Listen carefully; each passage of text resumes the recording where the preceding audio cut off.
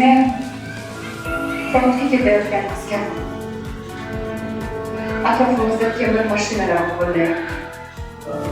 Osmonda samolyotlar. Lekin kechagi bugun biz shunaqa tinch zamonda yaxshi o'qib, shunaqa imkoniyatlar, shunaqa sharoitlarda yurishimizga shu bizdan oldingi ota-bobolarimizni o'zlarini tikkandek. O'g'limizga olma pishganligini otam uchun olib keldi.